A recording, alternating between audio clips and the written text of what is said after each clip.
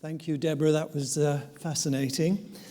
Told me a lot of things I didn't know about the origins of the National Secular Society, and I'm sure there's an awful lot yet to be told, and some historians might get round to doing it one day. I think maybe Bradlaugh wouldn't recognise the present-day NSS, and I'm not sure that he would totally approve of it, but he was always willing to listen to argument and embrace innovation. He would certainly accept that Britain is a very different country now, and many of the reforms he wanted to see have been achieved. As a nation, we're very much secular in our lifestyles. There's very little interest in the churches and their activities, but we still retain a sort of sentimental attachment to the Church of England. And that's really what keeps it going.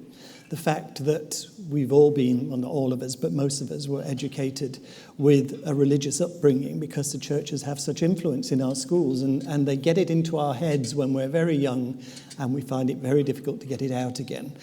But by anybody's standards, I think Bradlaugh was a towering figure and incredibly influential in his day. His parliamentary story is quite dramatic and unique, and I'm astonished it's not yet been made into a TV miniseries.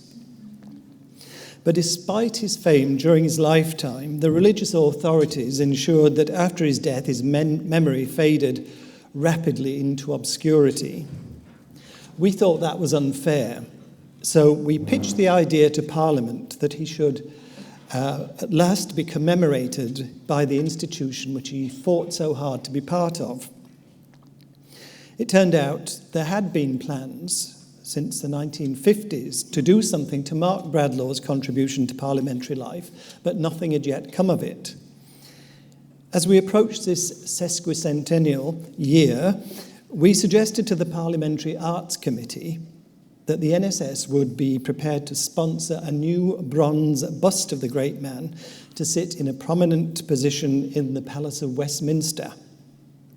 The Arts Committee was very pleased with this proposal and commissioned the bust on our behalf from the brilliant sculptor Susie Zammit. Susie went to incredible lengths to get the likeness as near as she could, consulting just about every image of Bradlaugh that's still in existence. We're pleased to have a version of the bust, not the finished article, I have to tell you. The artist tells me that there are still a few modifications to be made to it. And you can see this version at the back there. If you haven't already seen it, do go and have a look later on. And that will be placed in the Palace of Westminster in a very prominent position. And at last, Bradlaugh's legacy in Parliament will be recognised. And the official unveiling of the bronze will take place in November. I'm sure you'll agree when you do see it that it is quite magnificent, and I'm very pleased with it. And now we're going to move on to our first session, the role of secularism in advancing universal human rights. So if the speakers would like to come onto the platform. The NSS, as Deborah said, has always been in the forefront of many human rights campaigns. And no doubt Keith Porteous-Wood, who's going to be on the panel, and he's our executive director, will give you the lowdown on some of them. In this connection, I'm pleased to say that the NSS has this year been awarded special consultative status by the Economic and Social Council of the United Nations. And I'd like to thank Shafak Parvi, who's here, for her encouragement through this difficult process. As you can imagine, there have been opponents at the UN.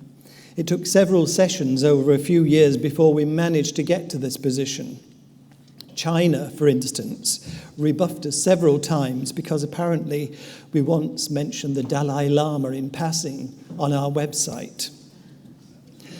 But we now at last have this status, and we intend to use it to promote human rights, including religious freedom, and also oppose undue religious influence in policy making. In our previous visits to the UN in Geneva, we've seen the Vatican's little busy bees flitting around in the corridors, trying to get their fingers into just about every pie going. They have their right to a place, of course, just as we have, but it's a right that's inflated and they regularly abuse it. Anyway, our panel today is very distinguished, and all have been involved in campaigning for and in defence of human rights. You have your speakers' biographies in your pack, so I'll not waste time by repeating them here. Each of our speakers will have 15 minutes to say what they want, and then we'll have a question and answer session so you can press them on any issue that concerns you. So first up is Tehmina Kazi.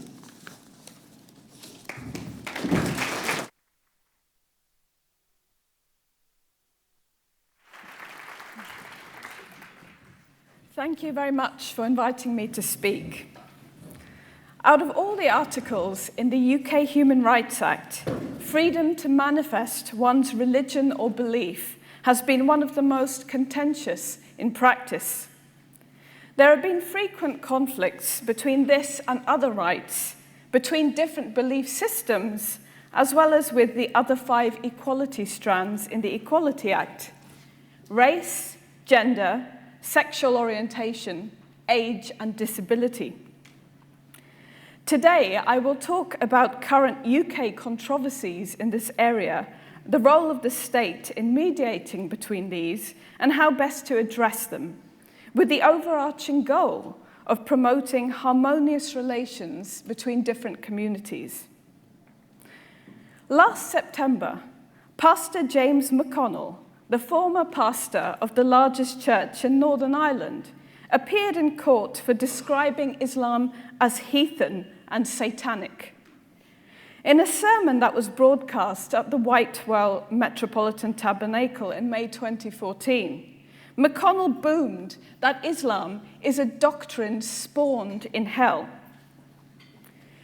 In my former role as the director of British Muslims for Secular Democracy, I debated and tried to influence dozens of individuals with views similar to McConnell's.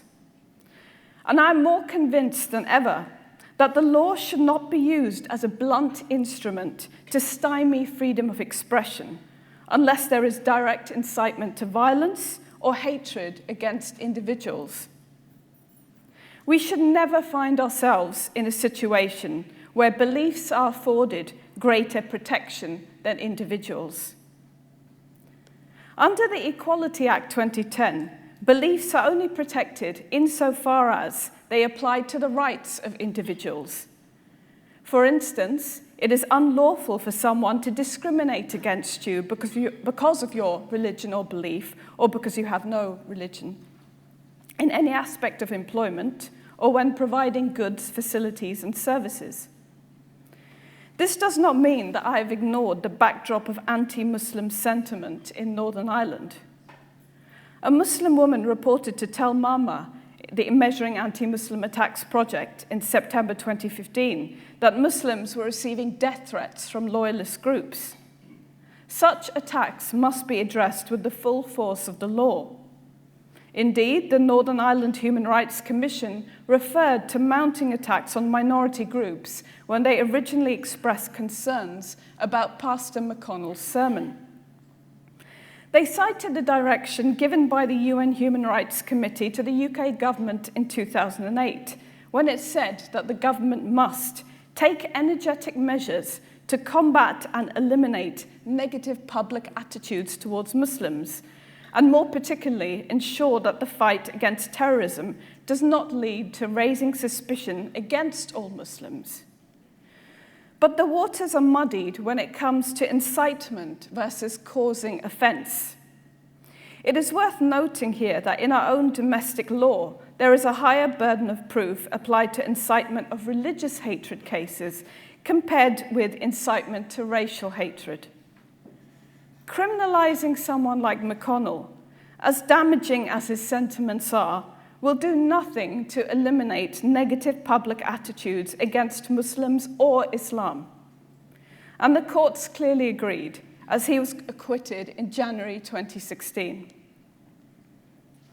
Freedom to manifest one's religion has become particularly politicised in the debate on dress codes and religious symbols, not least with the recent arrest of a burkini-wearing woman in France.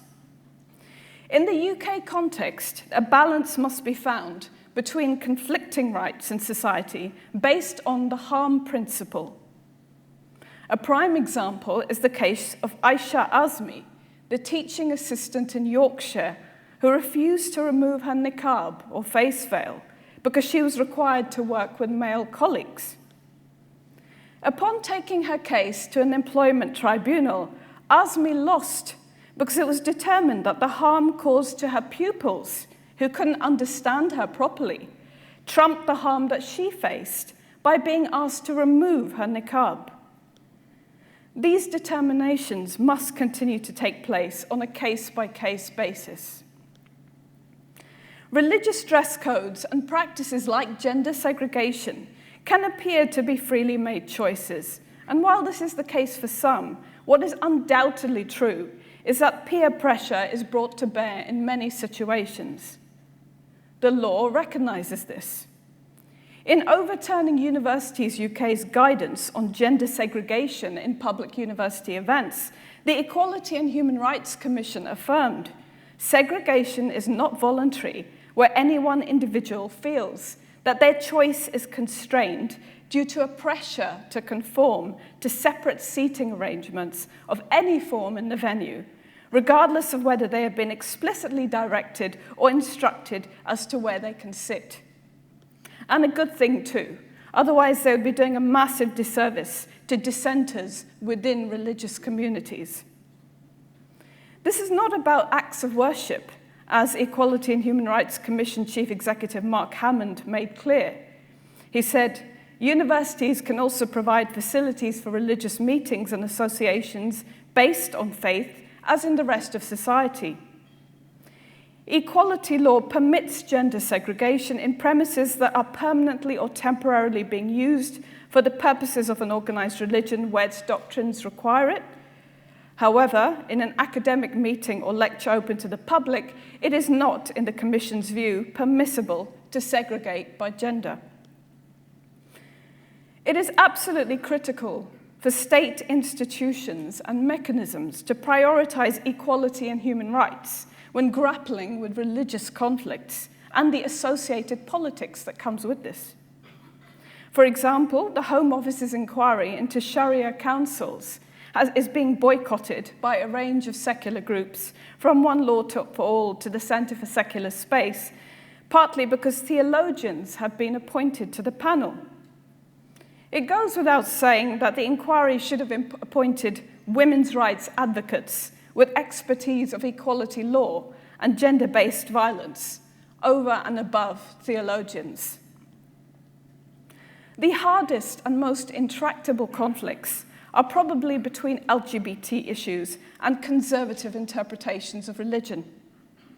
In 2012, the Muslim Council of Britain launched a petition to oppose same-sex marriage and lobbied for the same legal exemptions as the Church of England in terms of holding same-sex weddings. This was completely unnecessary, as Culture Secretary at the time, Maria Miller, explained to the House of Commons in December 2012 that she was putting in place a quadruple lock of measures to guarantee that religious organisations will not be forced to marry same-sex couples. This strikes a sensible balance between the sometimes conflicting rights of LGBT people and religious minorities. What happens when one happens to be a member of both communities?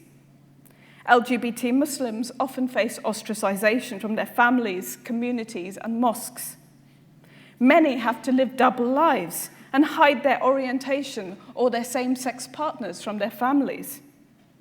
There is evidence that some have even been forced into marriages with members of the opposite sex and been subjected to honor-based violence if they refuse. The dominant interpretations of Islam run counter to LGBT equality and contemporary human rights standards.